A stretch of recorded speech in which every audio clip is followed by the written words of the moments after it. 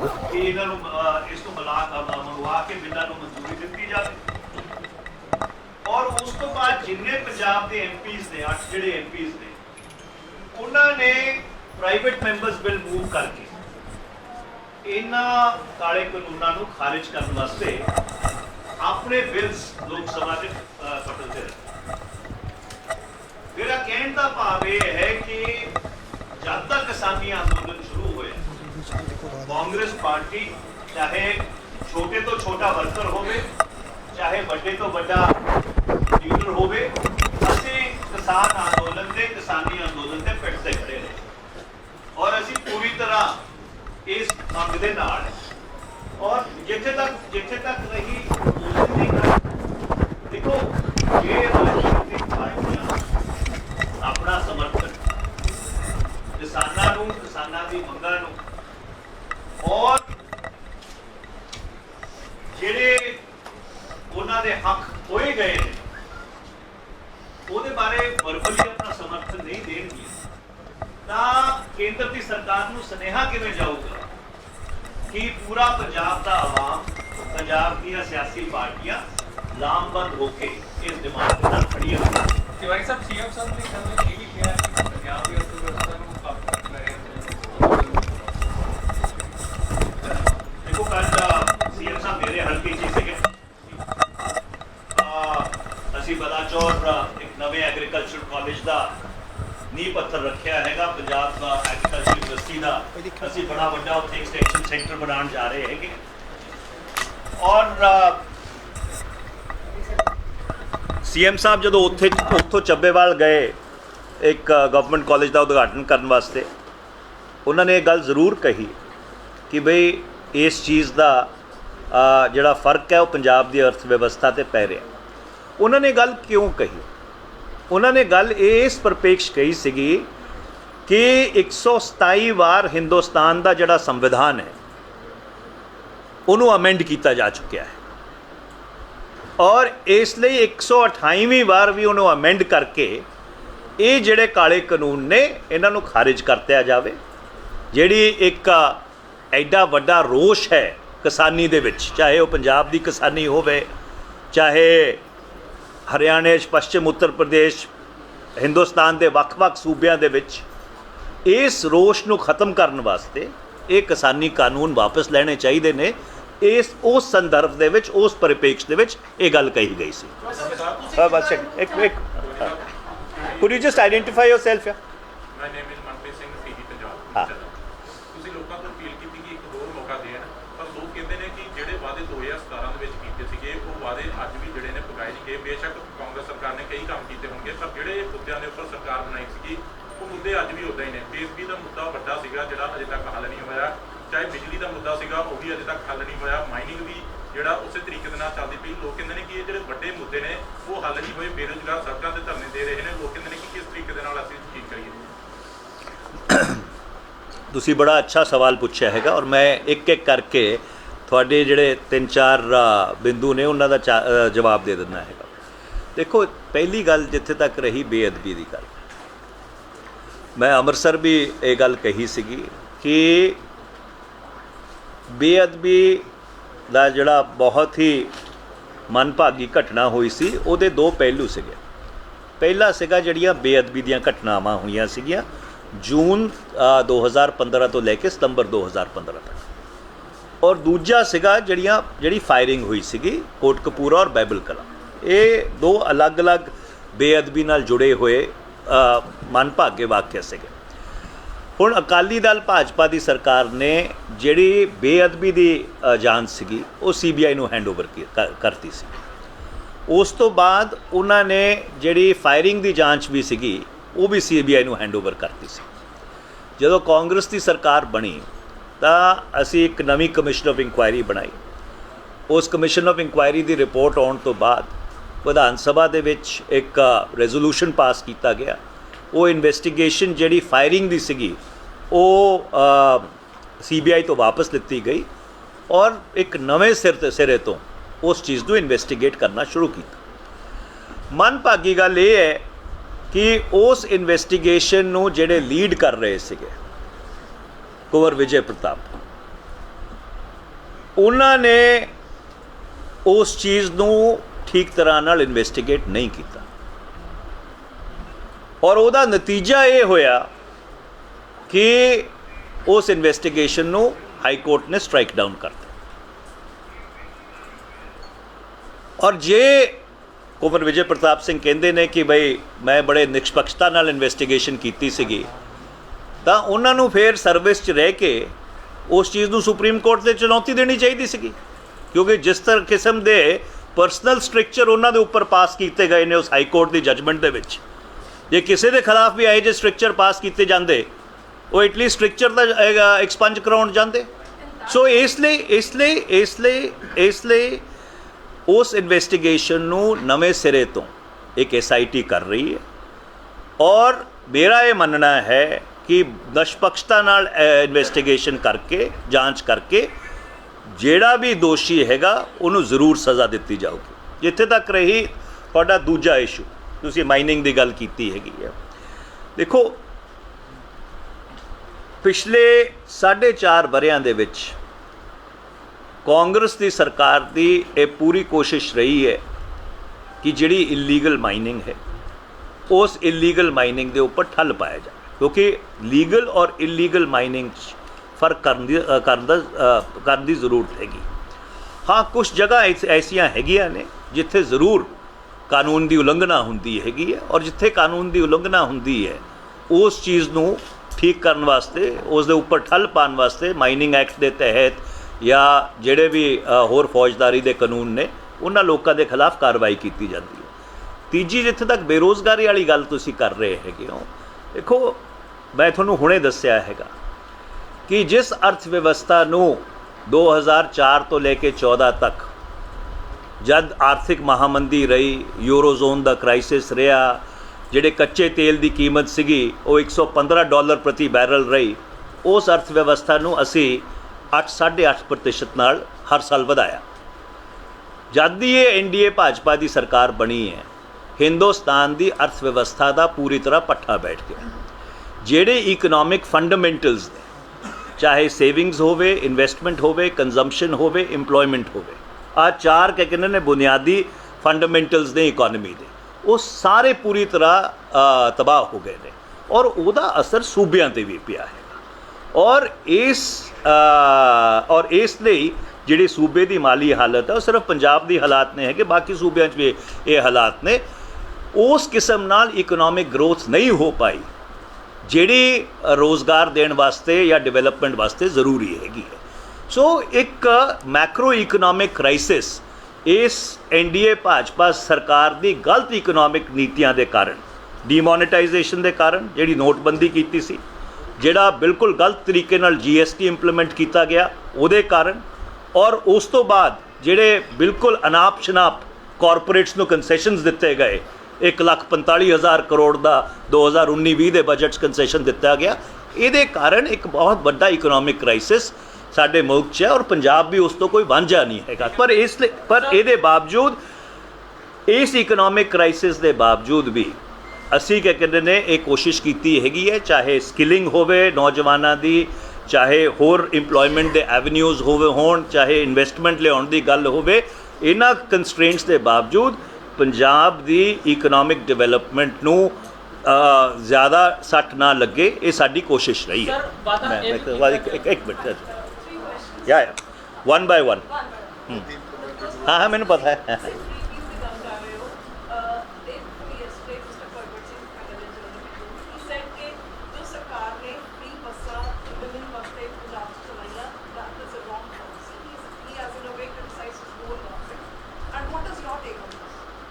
Well, I would very respectfully disagree with him.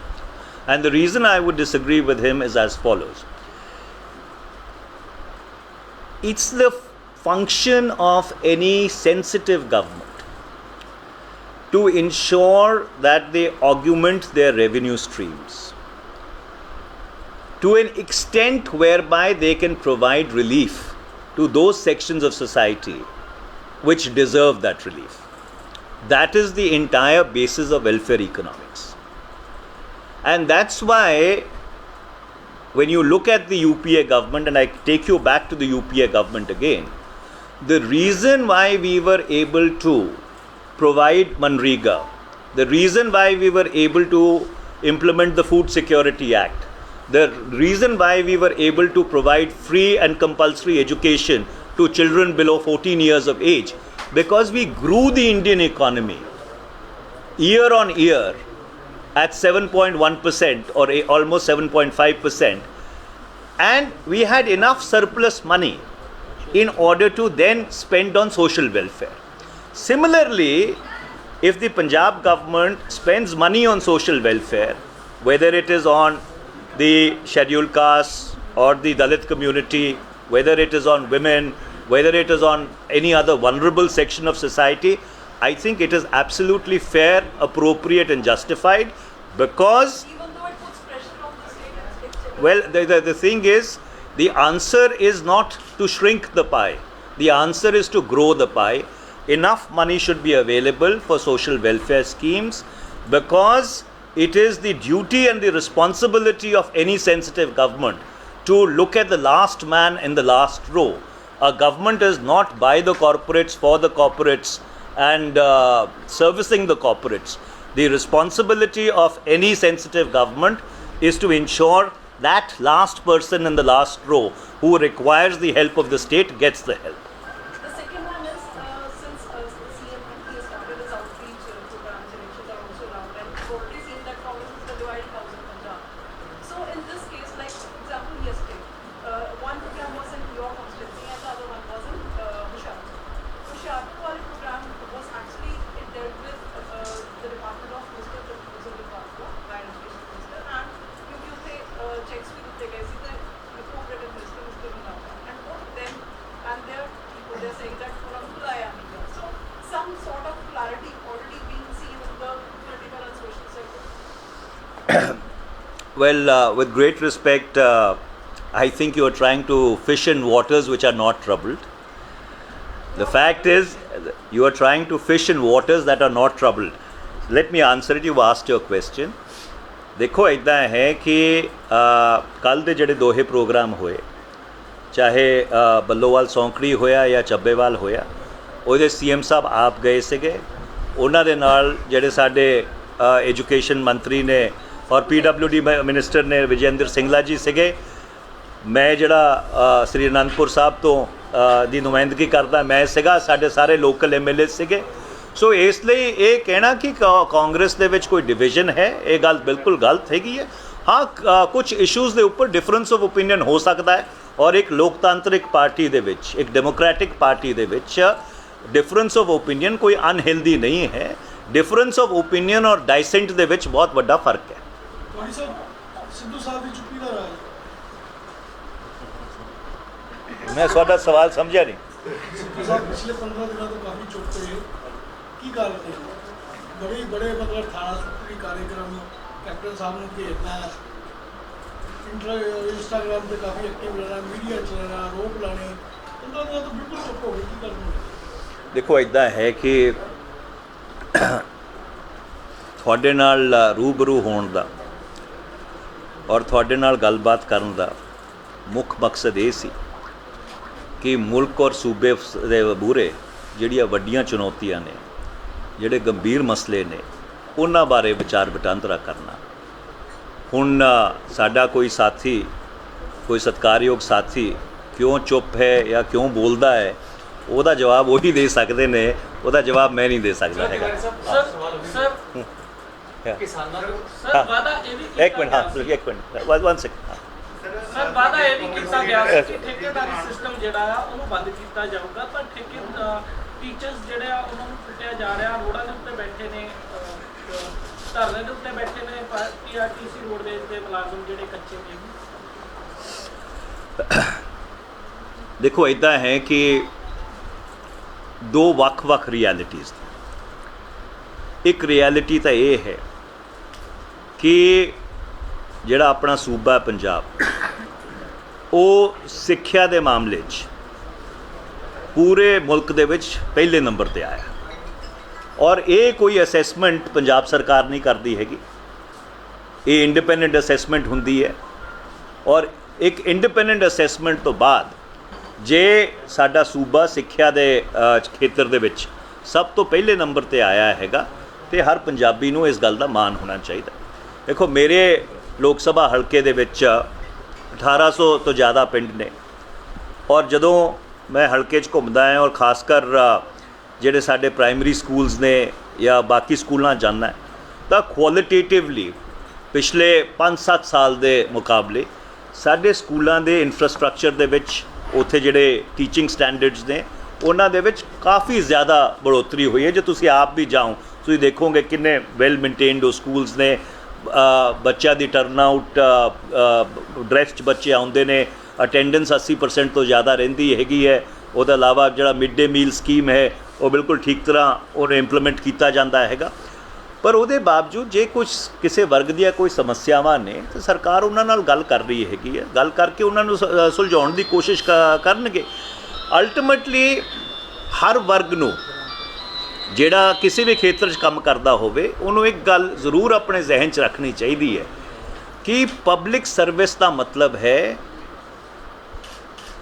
Public ਨੂੰ ਜਿੰਨੇ ਜ਼ਿਆਦਾ ਤੋਂ ਜ਼ਿਆਦਾ ਪਬਲਿਕ ਗੁੱਡਸ ਪ੍ਰੋਵਾਈਡ ਕੀਤੇ ਜਾ ਸਕਣ ਔਰ ਕਿਤੇ ਕਿਤੇ ਆਪਣੇ ਜਿਹੜੇ ਨਿੱਜੀ ਮਸਲੇ ਵੀ ਹੋਣ, ਚਾਹੇ ਉਹ ਮਸਲੇ ਜਸਟੀਫਾਈਡ ਵੀ ਹੋਣ, ਉਹਨਾਂ ਤੋਂ ਉੱਪਰ ਉੱਠ ਕੇ ਆਪਾਂ ਨੂੰ ਸੂਬੇ ਦਾ ਔਰ ਮੁਲਕ ਦਾ ਭਵਿੱਖ ਵੀ ਵੇਖਣਾ ਚਾਹੀਦਾ ਹੈਗਾ।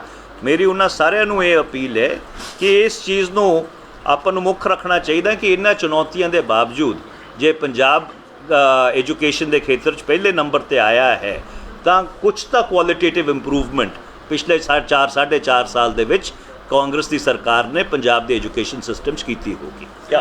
one second ma'am, he's Sir, Punjab CM ਦੇ can you just introduce yourself if you don't mind? from judgment ਹਾਂ ਸਰ ਪੰਜਾਬ CM ਦੇ ਚੇਅਰਮੈਨ ਕਾਂਗਰਸ ਦੇ CM ਦੇ ਚੇਅਰਮੈਨ ਨੂੰ ਲੈ ਕੇ ਸਵਾਲ ਉੱਠ ਰਹੇ ਨੇ। ਸੁਰਜੀਤ ਧੀਮਾਨ ਨੇ ਵੀ ਕਿਹਾ ਕਿ ਜੇਕਰ ਕੈਪਟਨ ਅਮਰਿੰਦਰ ਸਿੰਘ ਦੇ ਅਗਵਾਈ ਵਿੱਚ ਚੋਣ ਲੜੀ ਜਾਂਦੀ ਤੇ ਮੈਂ ਚੋਣ ਨਹੀਂ ਲੜਾਂਗਾ। ਪਲੱਸ ਦੂਸਰਾ ਸੁਖਜਿੰਦਰ ਸਿੰਘ ਰੰਧਾਵਾ ਵੀ ਲਗਾਤਾਰ ਐਕਸ਼ਨ ਮੋਡ ਦੇ ਵਿੱਚ ਨੇ। ਹੁਣ ਉਹਨਾਂ ਨੇ ਹਾਲ ਹੀ ਵਿੱਚ ਇਹ ਮੁੱਦਾ ਉਠਾਇਆ ਕਿ ਜਿਹੜੇ DAP ਨੂੰ ਲੈ ਕੇ ਪੰਜਾਬ ਸਰਕਾਰ ਨੇ ਕੱਟ ਲਗਾ ਦਿੱਤਾ ਸਹਿਕਾਰੀ ਸਭਾਵਾਂ ਦਾ। ਨਵਜੋਤ ਸਿੰਘ ਸਿੱਧੂ ਵੀ ਸਵਾਲ ਉਠਾ ਰਹੇ ਨੇ। ਤੁਹਾਡਾ ਕੀ ਸਟੈਂਡ ਹੈ ਕਿ CM ਫੇਸ ਕਿਹੜਾ ਹੋਵੇਗਾ ਔਰ ਜਿਹੜੇ ਵਿਰੋਧੀ ਆਪਣੇ ਹੀ ਜਿਹੜੇ ਆ ਸਵਾਲ ਉਠਾ ਰਹੇ ਨੇ? ਦੇਖੋ ਇੱਦਾਂ ਹੈ ਕਿ ਪੰਜਾਬ ਦੇ ਮੁੱਖ ਮੰਤਰੀ ਕੈਪਟਨ ਅਮਰਿੰਦਰ ਸਿੰਘ ਜੀ ਔਰ ਕਾਂਗਰਸ ਦੀ ਲੀਡਰਸ਼ਿਪ ਨੇ ਗੱਲ ਬਿਲਕੁਲ ਸਾਫ਼ ਕੀਤੀ ਹੈ ਕਿ ਅਗਲੀ ਜਿਹੜੀ ਚੋਣ ਹੈ ਉਹ ਕੈਪਟਨ ਅਮਰਿੰਦਰ ਸਿੰਘ ਜੀ ਦੀ ਰਹਿਨੁਮਾਈ ਹੇਠ ਲੜੀ ਜਾਊਗੀ। ਬਾਕੀ ਜਿੱਥੇ ਤੱਕ ਰਹੀ CM ਦੀ ਗੱਲ, ਉਹ ਫੈਸਲਾ ਕਾਂਗਰਸ ਦੀ ਜਿਹੜੀ ਲੀਡਰਸ਼ਿਪ ਹੈ ਉਹ ਜਿਹੜੇ ਨਵੇਂ ਚੁਣੇ ਹੋਏ MLAs ਹੁੰਦੇ ਨੇ ਉਹਨਾਂ ਨਾਲ ਵਿਚਾਰ ਵਟਾਂਦਰਾ ਕਰਕੇ ਫੈਸਲਾ ਕਰਦੀ ਹੈ। ਔਰ ਇਹ ਸਿਰਫ ਕੋਈ ਪੰਜਾਬ 'ਚ ਨਹੀਂ ਹੁੰਦਾ। ਮੈਨੂੰ ਪਿਛਲੇ 40 ਵਰ੍ਹਿਆਂ 'ਚ ਪੂਰਾ ਹਿੰਦੁਸਤਾਨ ਘੁੰਮਣ ਦਾ ਮੌਕਾ ਮਿਲਿਆ, ਕਈ ਸਟੇਟਾਂ ਦਾ ਮੈਂ ਇੰਚਾਰਜ ਰਿਹਾ ਹੈਗਾ ਔਰ ਹਰ ਸਟੇਟ ਦੇ ਵਿੱਚ ਪਰੰਪਰਾ ਇਹੀ ਰਹੀ ਹੈਗੀ ਹੈ ਜਿਹੜਾ ਇਨਕੰਬੈਂਟ ਚੀਫ ਮਿਨਿਸਟਰ ਹੁੰਦਾ ਹੈ ਉਹਦੀ ਰਹਿਨੁਮਾਈ ਚੋਣ ਲੜੀ ਜਾਂਦੀ ਹੈਗੀ ਹੈ, ਉਹਦੀ ਲੀਡਰਸ਼ਿਪ ਚੋਣ ਲੜੀ ਜਾਂਦੀ ਹੈ ਔਰ ਅੱਗੇ ਦੇ ਜਿਹੜੇ ਫੈਸਲੇ ਹੁੰਦੇ ਨੇ, ਜਿਹੜੀ ਨਵੀਂ ਪੋਲੀਟੀਕਲ ਰਿਐਲਿਟੀ ਹੁੰਦੀ ਹੈ, ਜਿਹੜੇ ਨਵੇਂ MLAs ਜਿੱਤ ਕੇ ਆਉਂਦੇ ਨੇ ਉਹਨਾਂ ਨਾਲ ਵਿਚਾਰ ਵਟਾਂਦਰਾ ਕਰਕੇ ਜਿਹੜੀ ਕਾਂਗਰਸ ਦੀ ਲੀਡਰਸ਼ਿਪ ਹੈ, ਕਾਂਗਰਸ ਦੀ ਜਿਹਨੂੰ ਤੁਸੀਂ ਹਾਈ ਕਮਾਂਡ ਕਹਿੰਦੇ ਹੋ, ਉਹ ਫੈਸਲਾ ਕਰਦੀ ਹੈ। one by one ਇੱਕ ਮਿੰਟ। CM ਸਾਹਿਬ ਮਿਲਦੇ ਨਹੀਂ ਕਹਿੰਦੇ। ਪੰਜਾਬ ਦੇ ਯੂਥ ਦਾ ਇੱਕ ਸਵਾਲ ਹੈ। ਪੰਜਾਬ ਇੱਕ ਐਸੀ ਸਟੇਟ ਹੈ ਜਿੱਥੇ ਟਰੈਵਲ ਏਜੰਟਾਂ ਨੂੰ ਲਾਇਸੈਂਸ ਦੇਣੇ ਪੈ ਗਏ। ਸਾਡੀ ਯੂਥ ਜਿਹੜੇ ਪੰਜਾਬ 'ਚ ਨਹੀਂ ਰਹਿਣਾ ਚਾਹੁੰਦੀ। ਕੀ ਕਹਿਣਾ ਚਾਹੁੰਦੇ ਹੋ ਤੁਸੀਂ ਇਹਦੇ ਬਾਰੇ? ਹਾਲਾਤ ਬੜੇ ਸੰਗੀਨ ਨੇ ਇਸ ਮਾਮਲੇ ਵਿੱਚ। ਦੇਖੋ ਇੱਦਾਂ ਹੈ, ਤੁਹਾਡੀ ਗੱਲ ਬਿਲਕੁਲ ਸਹੀ ਹੈ। ਇਹ ਪੰਜਾਬ ਵਾਸਤੇ ਔਰ ਮੁਲਕ ਵਾਸਤੇ ਇੱਕ ਚਿੰਤਾ ਦਾ ਵਿਸ਼ੇ ਹੈ ਔਰ ਉਹ ਚਿੰਤਾ ਦਾ ਵਿਸ਼ੇ ਇਸ ਲਈ ਹੈ ਕਿ ਜੇ ਤੁਸੀਂ ਹਿਸਟੋਰਿਕਲੀ ਦੇਖੋ, ਜੇ ਆਪਾਂ 20ਵੀਂ ਸਦੀ ਦੇ ਸ਼ੁਰੂ ਚਲੇ ਜਾਈਏ ਤਾਂ ਜਿਹੜਾ ਇਨੀਸ਼ੀਅਲ ਮਾਈਗ੍ਰੇਸ਼ਨ ਵੀ ਹੋਇਆ ਹੈਗਾ, ਚਾਹੇ ਆਪਣਾ ਕੈਨੇਡਾ 'ਚ ਮਾਈਗ੍ਰੇਸ਼ਨ ਹੋਇਆ, ਉਸ ਤੋਂ ਬਾਅਦ USA 'ਚ ਮਾਈਗ੍ਰੇਸ਼ਨ ਹੋਇਆ, ਫਿਰ ਇੰਗਲੈਂਡ 'ਚ ਮਾਈਗ੍ਰੇਸ਼ਨ ਹੋਇਆ। ਇੱਕ ਹਿਸਟੋਰਿਕਲੀ ਸਾਡੀ ਪਰੰਪਰਾ ਰਹੀ ਹੈ ਕਿ ਅਸੀਂ ਆਪਣੀ ਜ਼ਿੰਦਗੀ ਨੂੰ ਬਿਹਤਰ ਬਣਾਉਣ ਵਾਸਤੇ ਬਾਹਰ ਜਾਣ ਦੀ ਕੋਸ਼ਿਸ਼ ਕਰਦੇ ਹਾਂ ਔਰ ਉਹ ਜਿਹੜੀ ਇੱਕ ਹਿਸਟੋਰੀਕਲ ਰਿਐਲਿਟੀ ਹੈ, ਇਤਿਹਾਸਿਕ ਰਿਐਲਿਟੀ ਹੈ, ਉਸ ਤੋਂ ਆਪਾਂ ਭੱਜ ਨਹੀਂ ਸਕਦੇ। ਪਰ ਹਾਂ ਇਹ ਗੱਲ ਜ਼ਰੂਰ ਹੈ ਕਿ ਪੰਜਾਬ 'ਚ ਹੀ ਨਹੀਂ ਪੂਰੇ ਮੁਲਕ ਦੇ ਵਿੱਚ ਆਪਾਂ ਨੂੰ ਇਹ ਕੋਸ਼ਿਸ਼ ਕਰਨੀ ਚਾਹੀਦੀ ਹੈ ਕਿ ਇੰਨਾ ਇਨਫਰਾਸਟ੍ਰਕਚਰ ਬਣੇ ਜਿਹਦੇ ਨਾਲ ਜਿਹੜਾ ਸਾਡਾ ਯੂਥ ਹੈ ਸਾਰਾ ਉਹ ਇੱਥੇ ਗੇਨਫੁਲੀ ਅਬਜ਼ੌਰਬ ਹੋ ਜਾਏ। ਗੱਲ ਸਿਰਫ ਇੰਪਲੋਇਮੈਂਟ ਦੀ ਨਹੀਂ ਹੈ, ਗੱਲ ਇੰਪਲੋਏਬਿਲਿਟੀ ਦੀ ਵੀ ਹੈ। ਇੰਪਲੋਇਮੈਂਟ ਔਰ ਇੰਪਲੋਏਬਿਲਿਟੀ ਦੇ ਵਿੱਚ ਇੱਕ ਬਹੁਤ ਵੱਡਾ ਫਰਕ ਹੈ, ਔਰ ਇਹ ਸਾਡੇ ਮੁਲਕ ਦਾ ਇੱਕ ਕਮਜ਼ੋਰੀ ਰਹੀ ਹੈ ਕਿ ਜਿਸ ਕਿਸਮ ਦੀ ਸਕਿਲਿੰਗ ਇੰਡਸਟਰੀ ਨੂੰ ਚਾਹੀਦੀ ਹੈ ਜਾਂ ਜਿਸ ਕਿਸਮ ਦੀ ਇੰਪਲੋਇਮੈਂਟ ਐਵਨਿਊਜ਼ ਖੁੱਲ੍ਹਦੇ ਨੇ, ਸਾਡਾ ਜਿਹੜਾ ਐਜੂਕੇਸ਼ਨ ਸਿਸਟਮ ਹੈ it has not been able to keep pace. So ਇੱਕ ਵੱਡੀ ਚਰਚਾ ਦਾ ਵਿਸ਼ੇ ਹੈ, ਬਟ ਤੁਹਾਡਾ ਜਿਹੜਾ ਕੰਸਰਨ ਹੈ I take it on board. Yes ma'am. Would रोजाना स्पोक्समैन सर मेरा सवाल ये है कि ਤੁਸੀਂ ਪਹਿਲੇ ਭਾਸਕਰ ਸੀਗੇ? पहले बात करो ध्यान दियो। एक्चुअली मेरा सवाल ये है कि अब जो आप कह रहे हो कॉन्फिडेंस एक कांग्रेस के ऊपर एक बार फिर से ट्रस्ट किया जाए, तो उसका एक रीजन दे जाइए प्लीज। ਦੇਖੋ ਮੈਂ ਸ਼ਾਇਦ ਮੈਨੂੰ ਲੱਗਦਾ ਮੇਰੀ ਪੰਜਾਬੀ ਕਮਜ਼ੋਰ ਹੈਗੀ ਹੈ। ਮੈਂ ਪਿਛਲੇ 35-40 ਮਿੰਟ ਤੋਂ ਕੋਸ਼ਿਸ਼ ਕੀਤੀ ਹੈ ਤੁਹਾਨੂੰ ਰੀਜ਼ਨਸ ਦੇਣ ਦੀ। ਦੇਖੋ ਵੱਡੀ ਗੱਲ ਇਹ ਹੈ ਕਿ ਪੰਜਾਬ ਇੱਕ ਸਰਹੱਦ ਦਾ ਸੂਬਾ ਹੈ, ਔਰ ਜਿਸ ਕਿਸਮ ਦੇ ਚੁਣੌਤੀਆਂ ਪੰਜਾਬ 'ਚ ਨੇ ਉਹ ਹਿੰਦੁਸਤਾਨ ਦੇ ਬਾਕੀ ਸੂਬਿਆਂ 'ਚ ਨਹੀਂ ਹੈਗੀ। ਔਰ ਪਿਛਲੇ 4.5 ਵਰ੍ਹਿਆਂ ਤੋਂ ਚਾਹੇ ਪੰਜਾਬ ਦੀ ਜਿਹੜੀ ਰਾਜਨੀਤਿਕ ਸਥਿਰਤਾ ਹੋਵੇ, ਪੰਜਾਬ ਦੀ ਜਿਹੜੀ ਇਕਨੋਮਿਕ ਡਿਵੈਲਪਮੈਂਟ ਹੋਵੇ, ਇਹਦੇ ਬਾਵਜੂਦ ਕਿ ਇੰਨਾ ਮਤਰੇਈ ਮਾਂ ਦਾ ਸਲੂਕ NDA ਭਾਜਪਾ ਸਰਕਾਰ ਨੇ ਕੀਤਾ ਹੈ, ਇਹ ਜੇ ਇੱਥੇ ਕਾਂਗਰਸ ਦੀ ਸਰਕਾਰ ਨਾ ਹੁੰਦੀ, ਕੈਪਟਨ ਅਮਰਿੰਦਰ ਸਿੰਘ ਮੁੱਖ ਮੰਤਰੀ ਨਾ ਹੁੰਦੇ, ਤਾਂ ਇੰਨੀ ਸੰਜੀਦਾ ਤਰੀਕੇ ਨਾਲ, ਇਹਦੇ ਸੰਵੇਦਨਸ਼ੀਲਤਾ ਨਾਲ ਪੰਜਾਬ ਦੇ ਹਾਲਾਤ ਸਾਂਭੇ ਨਹੀਂ ਜਾਣੇ ਸੀਗੇ। ਜਿਸ ਤਰ੍ਹਾਂ ਉਹਨਾਂ ਨੇ ਈਵਨ ਸਾਰੇ ਕਿਸਾਨੀ ਅੰਦੋਲਨ ਨੂੰ ਟੈਕਲ ਕੀਤਾ ਹੈਗਾ, ਕਿਸਾਨੀ ਅੰਦੋਲਨ ਦੀ ਹਮਾਇਤ ਕੀਤੀ ਹੈਗੀ ਹੈ, ਔਰ ਹਰ ਮੁੱਖ ਮੰਤਰੀ ਨੂੰ ਆਪਣਾ ਕੇਂਦਰ ਸਰਕਾਰ ਦੇ ਨਾਲ ਕੰਮ ਕਰਨਾ ਪੈਂਦਾ ਹੈ, ਪਰ ਉਹਨਾਂ ਨੇ ਬਗੈਰ ਇਸ ਚੀਜ਼ ਦੇ ਪ੍ਰਵਾਹ ਕੀਤੇ ਕਿ ਉਹਨਾਂ ਦੇ ਉੱਪਰ ਜ਼ਾਤੀ ਤੌਰ 'ਤੇ ਜਾਂ ਸੂਬੇ ਦੇ ਉੱਪਰ ਕੀ ਇੰਪਲੀਕੇਸ਼ਨਸ ਹੋਣਗੇ, ਉਹਨਾਂ ਨੇ ਬਿਲਕੁਲ ਕਿਸਾਨੀ ਅੰਦੋਲਨ ਦੇ ਪਿੱਠ 'ਤੇ ਖੜੇ ਰਹੇ ਨੇ। ਇਹਨਾਂ ਸਾਰੀ ਚੀਜ਼ਾਂ ਨੂੰ ਮੁੱਖ ਰੱਖਦਿਆਂ ਹੋਇਆ ਮੇਰਾ ਇਹ ਮੰਨਣਾ ਹੈਗਾ ਕਿ ਪੰਜਾਬ ਨੂੰ ਕਾਂਗਰਸ ਦੀ ਅਗਲੇ 5 ਸਾਲ ਵਾਸਤੇ ਲੋੜ ਹੈ। And we'll make that the last question. Sir ਕਿਸਾਨੀ ਜਿਹੜਾ ਅੰਦੋਲਨ ਦਾ Sir, one last question. Yes madam. Myself, Manpreet Kaur, I'm from Nation Post News Channel. ਮੇਰਾ ਸਵਾਲ ਇਹ ਹੈ ਕਿ ਕੈਪਟਨ ਸਾਹਿਬ ਨੇ ਜਦੋਂ ਮੈਨੀਫੈਸਟੋ ਬਣਾਇਆ ਸੀ ਉਹਦੇ ਵਿੱਚ ਉਹਨਾਂ ਨੇ ਕਿਹਾ ਸੀਗਾ ਕਿ ਹਰ ਘਰ ਦੇ ਵਿੱਚ ਰੋਜ਼ਗਾਰ ਨੌਕਰੀ ਦਊਗਾ। ਅੱਜ ਆਪਾਂ ਪੰਜਾਬ ਦੇ ਨੌਜਵਾਨਾਂ ਦੀ ਗੱਲ ਕਰੀਏ ਤਾਂ ਬਹੁਤ ਸਾਰੇ ਨੌਜਵਾਨ ਆ ਜਿਹੜੇ ਪੜ੍ਹੇ ਲਿਖੇ ਨੇ ਪਰ ਬੇਰੁਜ਼ਗਾਰ ਨੇ। ਕੋਈ ਰੇਹੜੀ ਲਗਾ ਰਿਹਾ, ਕੋਈ ਬੰਦਾ ਕਿਸੇ ਤਰੀਕੇ ਦਾ ਕੰਮ ਕਰ ਰਿਹਾ, ਜਿਹਨਾਂ ਨੂੰ ਜੌਬ ਮਿਲਦੀ ਵੀ ਹੈ, ਮਾਸਟਰ ਡਿਗਰੀਜ਼ ਕਰਕੇ 8-8, 10-10 ਹਜ਼ਾਰ ਦੀ ਨੌਕਰੀਆਂ ਕਰ ਰਹੀ ਹੈ। ਸਰ ਕੀ ਤੁਹਾਨੂੰ ਲੱਗਦਾ ਹੈ ਕਿ ਸਰਕਾਰ ਜਿਹੜੀ ਹੈ ਇਹਨਾਂ ਨੇ ਆਪਣਾ ਜਿਹੜਾ ਵਾਅਦਾ ਪੂਰਾ ਕੀਤਾ? ਮੇਰੇ ਖਿਆਲ ਮੈਡਮ ਤੁਸੀਂ ਥੋੜ੍ਹੇ ਬਾਅਦ 'ਚ ਆਏ ਹੋ। ਮੈਂ ਬੜੇ ਵਿਸਤਾਰਪੂਰਵਕ ਇਸ ਚੀਜ਼ ਨੂੰ ਸਮਝਾਉਣ ਦੀ ਕੋਸ਼ਿਸ਼ ਕੀਤੀ ਸੀ, ਆਪਣੀ ਗੱਲ ਤੁਹਾਡੇ ਸਮਕਸ਼ ਰੱਖਣ ਦੀ ਕੋਸ਼ਿਸ਼ ਕੀਤੀ ਸੀਗੀ ਕਿ ਮੁਲਕ ਦੇ ਵਿੱਚ ਜਾਂ ਸੂਬੇ ਦੇ ਵਿੱਚ ਰੋਜ਼ਗਾਰ ਤਾਂ ਵੱਧਦਾ ਹੈਗਾ ਜੇ ਸੂਬੇ ਦੀ ਅਰਥ ਵਿਵਸਥਾ ਵੱਧਦੀ, ਔਰ ਸੂਬੇ ਦੀ ਅਰਥ ਵਿਵਸਥਾ ਦਾ ਜਿਹੜਾ ਤਲਕ ਹੈ ਉਹ ਮੁਲਕ ਦੀ ਅਰਥ ਵਿਵਸਥਾ ਨਾਲ ਰਹਿੰਦਾ ਹੈ। ਔਰ ਪਿਛਲੇ 7 ਵਰ੍ਹਿਆਂ ਦੇ ਵਿੱਚ जिस यदि आपको हमारी ये वीडियो पसंद आई तो हमारे चैनल को लाइक, शेयर और सब्सक्राइब करें। ऐसी और अपडेट्स देखने के लिए बेल आइकॉन जरूर दबाएं।